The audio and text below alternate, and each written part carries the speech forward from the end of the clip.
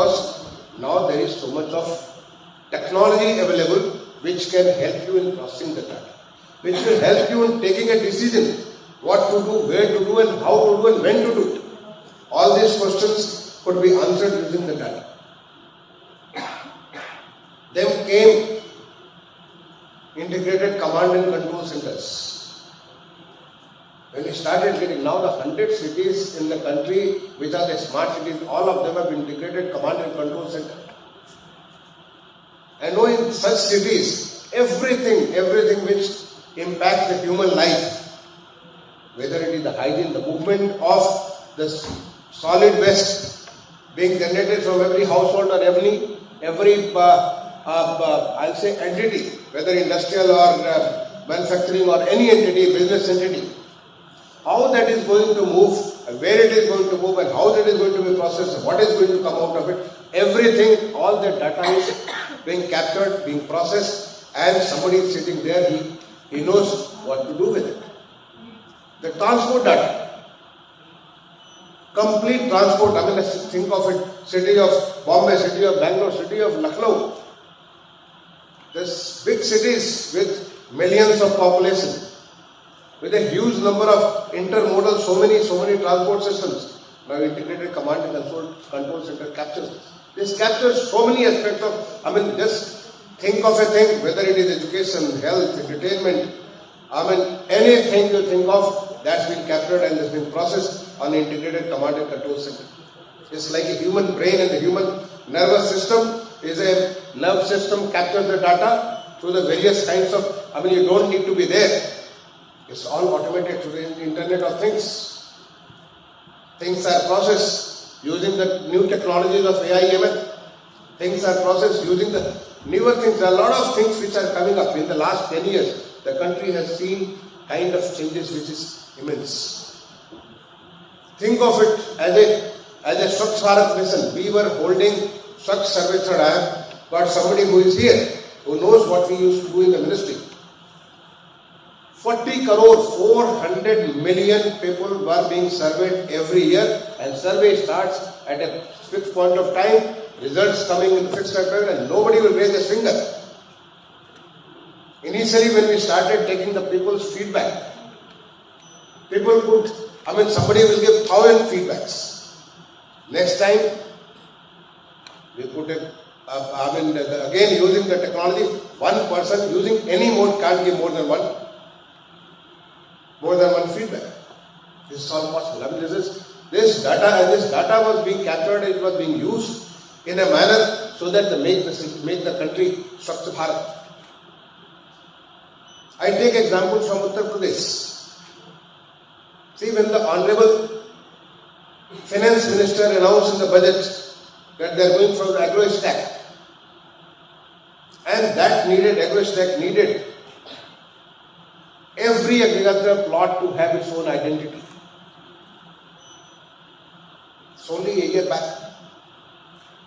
Now in Uttar Pradesh we have got nearly 7.5 crores, 75 million plots, agricultural plots in the state of Uttar Pradesh.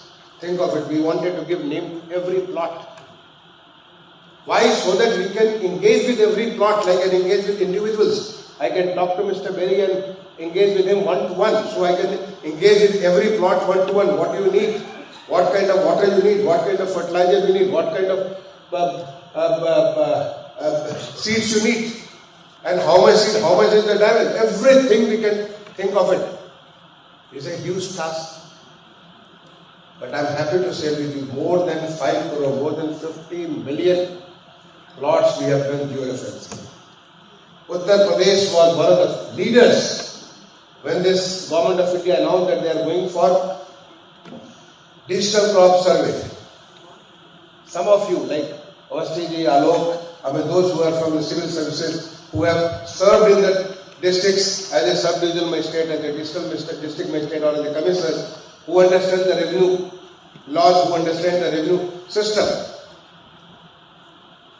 You know, for every plot we have a record of right, and there is a record of, there is a khasra and khatoni.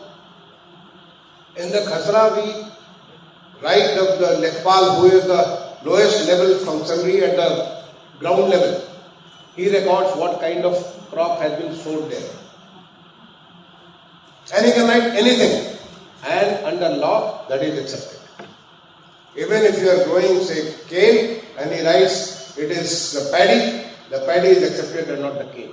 I mean, somebody may challenge, well, I saw the cane, but this is recorded. The law accepts this. Now, with this kind of a digital crop survey during the Kharif, the season, the crop season which has just been over, we got 21 districts out of 75 districts, 100% digital crop survey. And the balance 54, we got 10 villages from each 54. And in the Rabi season, we are going to get 100%, all 75 districts, it will be digital crop survey. And what they have to do? Our Lekpals, they just have to take out this beautiful piece, take a click, load it on the system, and the system decides this is a paddy or cane or some pulse or some oil seeds, what it is, and you get exact details of, how much of difference it has got. I was just comparing the previous year and this year, the difference is almost 40%. That much of false reporting was there when we were doing it physically. Now this beautiful piece and the digital, every plot has an identity. And think of the kind of ease of living it has given to the farmers. Now they are going to sell their produce on our minimum support price procurement centers. They don't have to get any certificate. This is all available. What plot, what is their plot, what they grew there, everything, all the details are there. This is the beauty of the database policy system. If there is a crop damage, we can assess right away. We can directly give information. The agriculture department has got now this idea, what is the health of the soil there, and based on the health of the soil, they can say that now you can grow this, now you can, all kind of suggestions coming from our Krishi Vigyan Kendra, or from the agriculture department, or from the agriculture scientist. You see, this whole world becomes so simple. The data is, and fortunately, let me tell you, this is one of the biggest benefit of the COVID. Had COVID not been there, maybe we would not have been using this data so much. The COVID force we were made to use the data for everything. I mean, I'll just give you one example from agriculture. I mean, agriculture, there is so much of immense possibilities now emerging out of this digital data.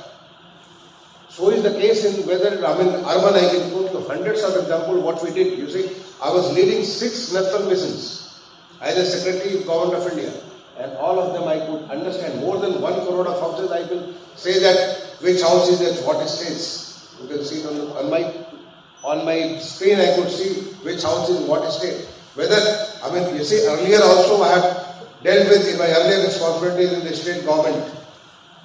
We have done with the housing, but we didn't know what is happening. We could only see what we see right there. But here, when I was leading 6 national missions, everything was on my fingers. I could understand everything and I could plan. I could have my different strategies for Andhra Pradesh, for Mizoram, for Tamil Nadu. When I go to Tamil Nadu, just take out the printout and have this discussion with the Honorable Chief Minister or the State Secretaries or State. This is the beauty of the system which you do. Whatever programs you are doing, and the kind of digital transformation this country has undergone, with the Honorable Prime Minister taking digital mission right in the beginning in 2014-15 when he started talking. Because I was privy to all this, the transformation is starting, using the space technology, using all these newer technologies, drone, AI, robotics, all these things which are, the country is transforming to a different level. And this is the sign of India moving to the Panch Prad. The first Prad is Vikasit Bharat, the developed country. India being a developed country by 2047, when we celebrate the 100th anniversary of Indian independence.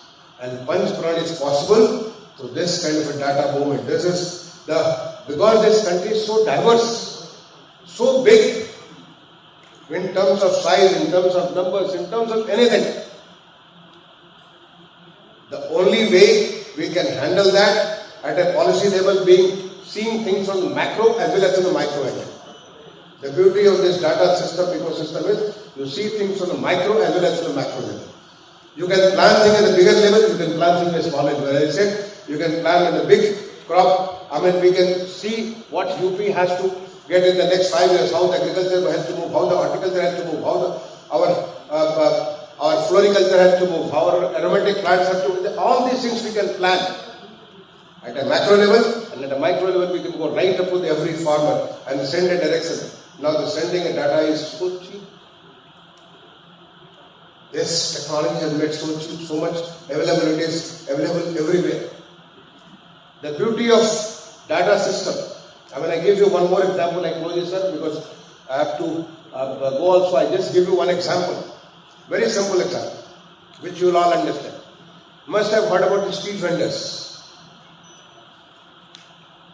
Post-COVID, that is the first phase, when there was 3 months of lockdown and all that problem. And one of the, many people had their devastation in their life. The economic life was, really impacted, especially at those who were at the bottom level. One of those were the nano entrepreneurs, the street vendors, those who sell flowers, those who sell some vegetables, sell some small things, and they're entrepreneurs. They take risks. They invest. They make money. They are able to take care of their family using their entrepreneurs, but the nano entrepreneurs. One of the directions from the Honorable Prime Minister was to take care of them. And there came the PM Swanidhi scheme. Prime Minister's Street Vendors Atmanirbhar Nidhi. I had a privilege of planning that, executing that, and today people were saying, how can street vendors who don't have any data, whose data is not available, and who are at the lowest rung, who do not know how much they have saved today and how much they are going to lose for tomorrow. You know how many people have been benefited by this scheme so far? 75 lakhs. 7.5 million people have been benefited by this scheme. And the beauty of this scheme is it is completely digitally driven scheme.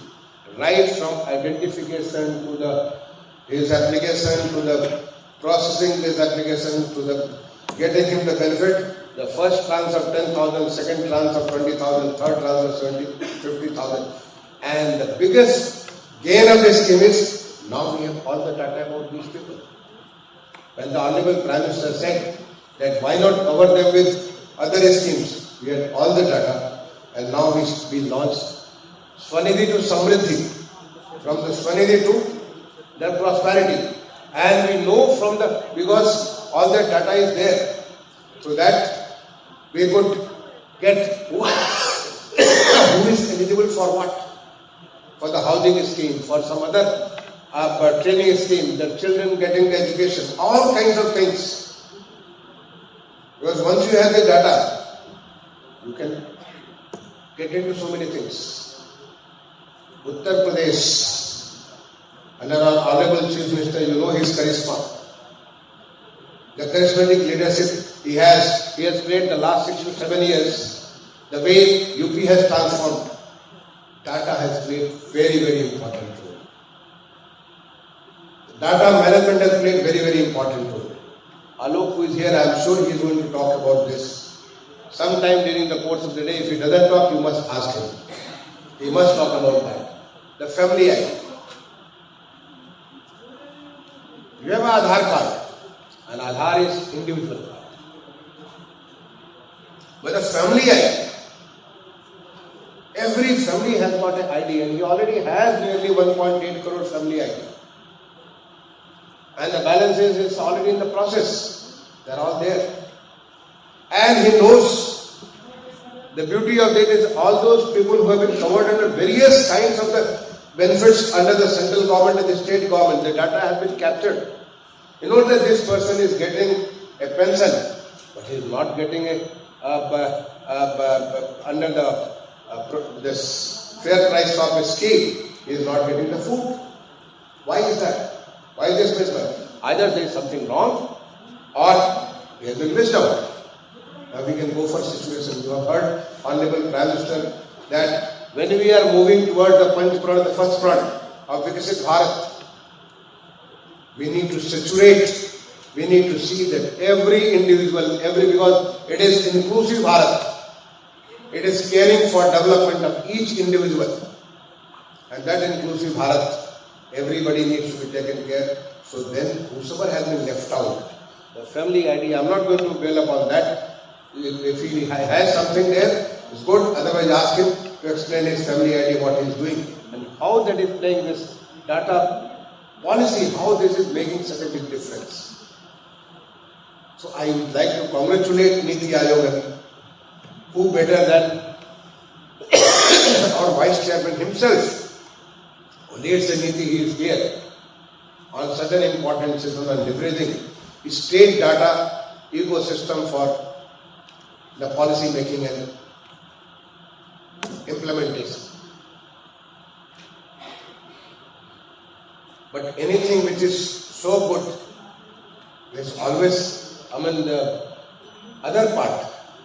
That part is the data one can also play with the WAP. The data security is very, very important. The clean data is very, very important. Authentic data is very, very important. Otherwise, I said, when we started Swachh Sarvekshan, the second year, when we introduced this public response, and the same person will get 1,000 times he phones, and that 1,000 times the number goes up. Some states went so high, some cities went so high.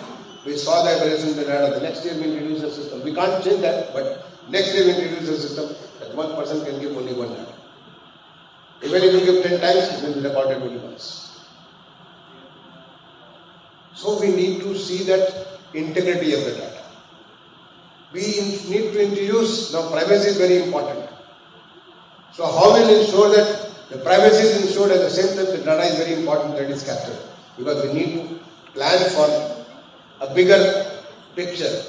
A bigger picture is the Viksit Bharat of 2047. We need to attain that much earlier.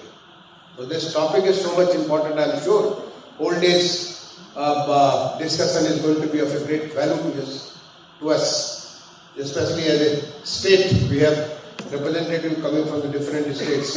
Your deliberations, your inferences, your suggestions will be taken. Our planning team is very much here. They will all record what we need to learn and how we can. We are using it in a big way. Uttar Pradesh is using data in a big way. Whether it is ease of doing business, whether it is industry, education, health, nutrition, everywhere. Just think of it. I give you hundreds of examples how we are using the data, how we are using this as a policy tool. But we need to, it is not something which we have reached to the zenith. We need to move further, we need to improve. And we are ready to do that. We keep on improving, learning from others and seeing how UP can become a better state. When India becomes, when India becomes Viksit, Uttar Pradesh is not behind. Uttar Pradesh Viksit, Uttar Pradesh. So thank you all for inviting me, and thank you Anna for making me talk to you. Some of my thoughts on the subject. It's such an interesting subject, and look forward to learning from you all. Thank you.